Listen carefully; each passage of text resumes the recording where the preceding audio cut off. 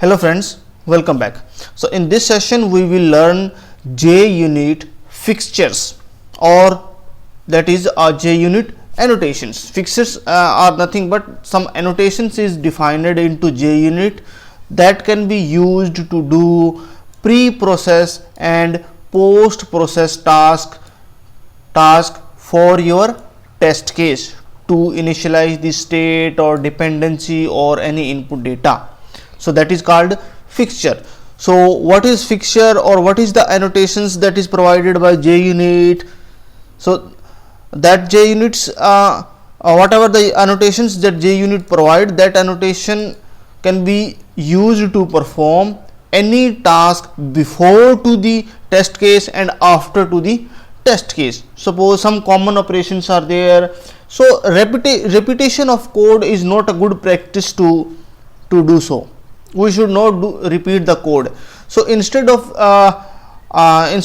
repeating the code, we can create pre-process and post-process task using by marking some annotation, and that method will automatically executed whenever we have to initialize the input value or some variables we have to initialize, or we have to initialize the resources. So any pre-process or post-process task if we have to do before to the execution of test case, so that we can do with the help of fixture only. And the use of this fixture or annotation is used to prepare input data, used to prepare input data, or used to create mock object. We will see this Mockito later. We will see after this JUnit. Mockito is also the API that can be used to do the testing. In the same way, for JUnit we can do Mockito also we can use.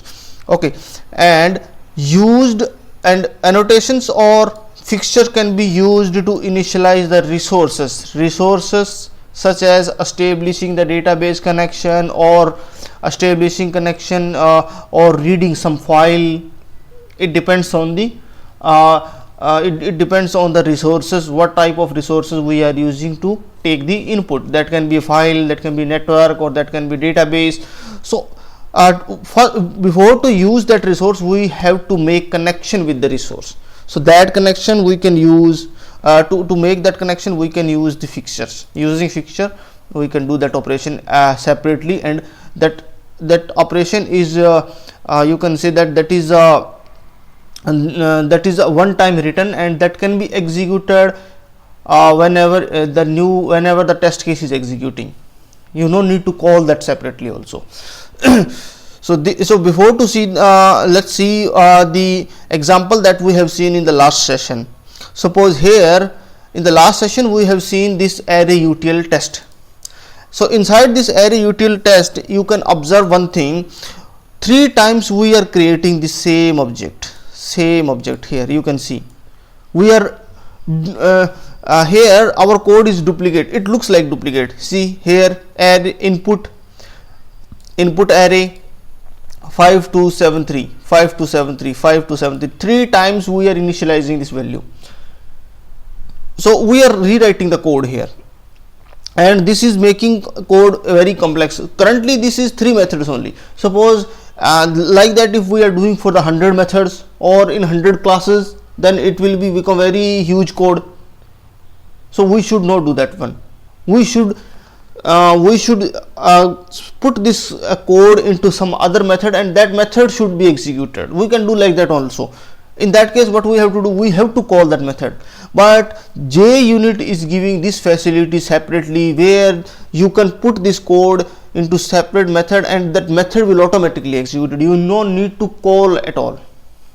So that is called fixture. So we can initialize these value into that fixture. That can be pre-process or post-process. It depends on operation. If we want to execute some code before to the execution of test case, that we can do. If we want to execute some lines of code after to the test case execution, that also we can do. And while creating class, or while loading class, or while destroying the object, that after executing after executing all the test cases, if one method, one common method we want to execute, that also we can do. That is that facility is also given by JUnit. So here are some of the fixture that is provided by JUnit. Following fixtures are available in JUnit. One is @before class. This is one annotation. As we have already seen, fixture are nothing but the JUnit annotations only. So @before class, one annotation is provided, @before class. This will be executed only once. @before class, this class we have to mark on top of some method. So on whatever method we have marked this annotation, that method will be executed only once. Only once. And the method should be static. Method should be static only, because this before class is mostly used to initialize the state of the object, or we can say that state of the static field of the class. Whatever the, because we can mark this @class annotation only on the top of static method, and static method can access static member of a class, whether that can be static other function, or that can be a static variable or field. So to initialize any static field of the class, we can use @before class, executed only once, and before executing any test case. Before to executing any test case, all test cases are still has to be executed, but this will be executed before to all the test cases. And this is useful for initialization the resource like database connection, reading file. It is always make for static method only. It is always marked for static method only. You cannot mark this annotation on top of any instance method. It will give error at that time. Okay, next one is after class. Same like before class, before to executing any method. After executing all the methods, if we want to release the resource, whatever the resource we have initialized using @before class method, that we can release into @after class. After executing all the methods, if we have to release the resources, then we can create an separate method. That method also should be static, and that method can be marked with @after class. So automatically your JUnit will call this method, and you can close the resource, or you can release the resources.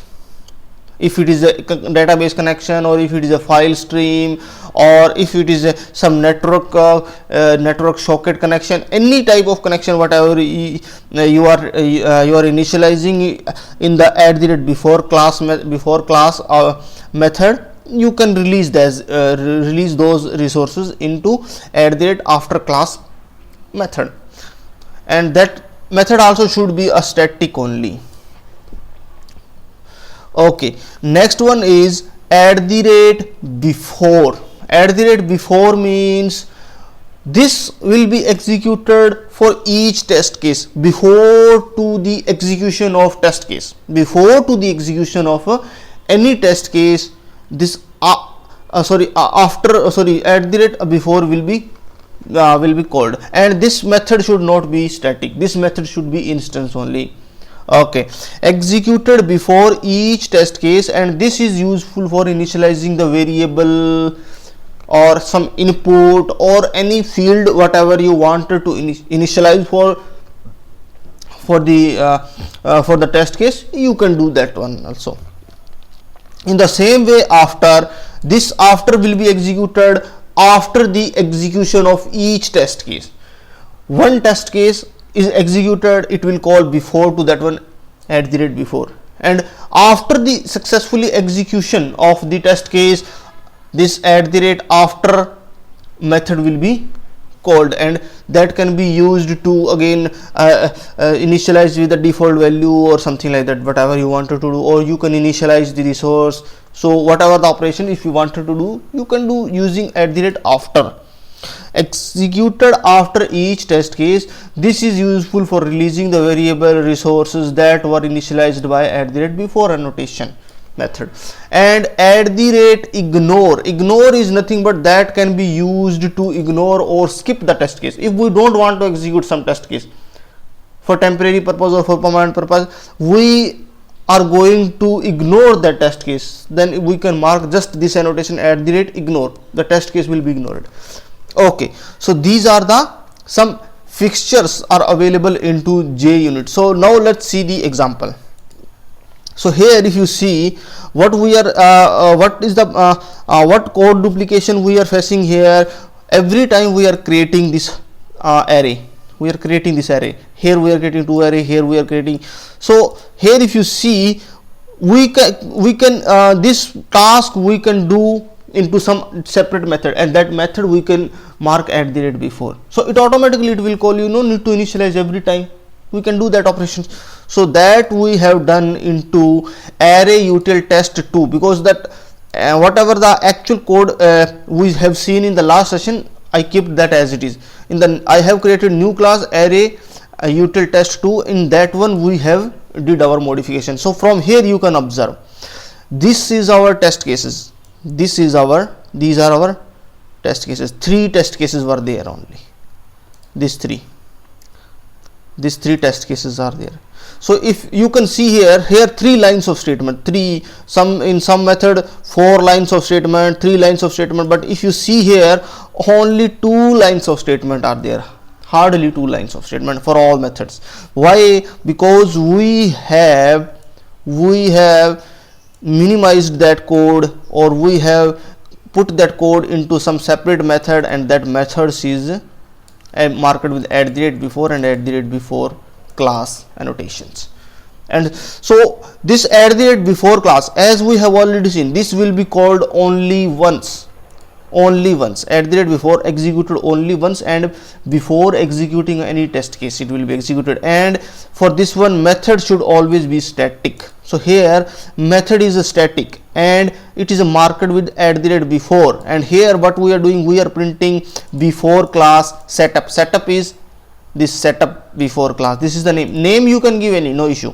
You can give ABC, that is also fine, no issue, but currently we are giving some convenient name, setup before class, like setup before class, tear down after class, tear down and setup before. This before will be called before to the execution of any test case, before to executing this find element, before to execution sort, before to execution has element test. This before, this setup method will be called every time, and after execution this test case, find element test, show test and has element test, this tear down method will be called automatically. And here what we are doing, we are releasing this input array to null. Okay, and again here inside this setup, again we are setting this this array with some values, so that's we can reuse that array. What the benefit we are getting, we can reuse that array. Why we are resetting these values? Because here if we apply sort, then it will be sorted order, so in that case this test case will fail. Why? Because if it is a shorter, then that value may be differ somewhere, it will not come as per expected. So that's why we need that array as it is. So that's why we have put it to @before. So whenever the new test case is calling, it will automatically set. You no need to worry about that one, whether this is a sorted, because if we call here short, then this array will be shorted. So might the other test case will fail in that case. So what we have to do, we have to mark this @before, and automatically whenever new test case is called, automatically the test case will the first this execution will happen, and this input array will be set to the whatever the value we are setting here, it will be reset again. So this is the use of this @before, and @after we are just initializing to null. And here @before class, inside @before class what we are doing, because this ordered element. This is just we are creating only to check whether this array is being sorted or not. So that's why ordered array we are creating only once, because this is only one time it is required, only one time it is required, and the same we can use. So that's why @before, because this will be called before to the execution of all method, and this will be called only once. It will be not called for multiple time, only one time it will be called. And we need that array, because this ordered element array we are not modifying, we are just here asset array equal, just to check whether the array after sorting it is equal to that or not, just we have to verify. So we are not modifying this ordered array, so we can use this @before class, and one time we can create, no issue. And after the successful completion of all test case, we can initialize this ordered array to null, we can destroy this one. So this was the use of fixture here. So if I run this one, you will see the output. It was the same whatever we have seen in the last session, and all the test cases are passed here. You can see this is passed, all the test cases are passed. And inside console you can observe here before class setup. This is before class setup. Before calling any test case, this before class method, setup before class method is calling, because this will be called before to the any test case. After that one, before after one test case executed. Which one setup? This find element. First is calling find element. Yes, find element. This one for short test, this one for has element test. So we can check like that, and after successfully execution of all the test cases, it is calling after class this one, after class tear down method, and it is initializing to null only. So all the test cases are passed. Suppose if I don't want to execute this method has element test, so what I can do here, just simply ignore, that's it. See, all these annotations and everything we are taking from JUnit, org.junit, you can see here, that is fine. So now if you see, one test case is ignored, so now two times @before and after will be called, one and for two only, because one test case is not called, because we have ignored that one. And okay, so in this way we can use fixture. And the same thing we have done for data repository. If you see this data repository here, you can observe what was the issue here. Suppose this data repository is closable, you can see here we have made this as a closable. This is a closable, this is a resource. Currently we are not acquiring any resources, we are not making any database connection, we are not doing all those operations here. But this data repository can have a database connection, can have some resource connection, file connection, or some socket connection. This can have any type of connection. So that connection we have to release. So that's why I am implementing closable, or auto closable you can give, that is up to your choice, no issue. Auto closable also you can give, fine, that is also fine. So currently I am giving this closable only. Okay, so here we have to close this resource, but if you see the test case for data repository test, we are not closing here.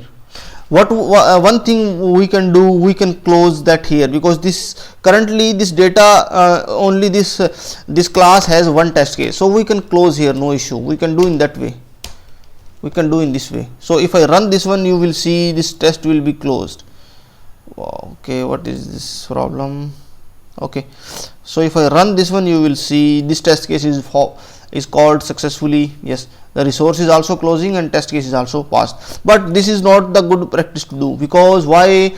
Suppose here currently one test case is there, but suppose if our two test case, three test cases, and in that case other test case will not pass because we have closed the data repository. If we close this one, in any of the test case, the remaining test case will not be passed because it will be closed for all the test cases. So how we can avoid this dependency? So in that case, what we did, we have created the new data repository test, and inside this one, if you see, I have created @before and @after. I have created a setup before class and tear down after class method by marking @before and @after, before class and @after class annotations. So now automatically whenever this class is is being ready to execute the test case, this method will be called, and after executing all the test case, if it is a 1 2 3 n number of test cases, after the execution of all methods, this after class will be called, and here we can close. So this was the use of fixture. You can see here the same we are getting here: before class setup, after class setup, and closing the resource, and one method that is successfully executed, the test case is passed.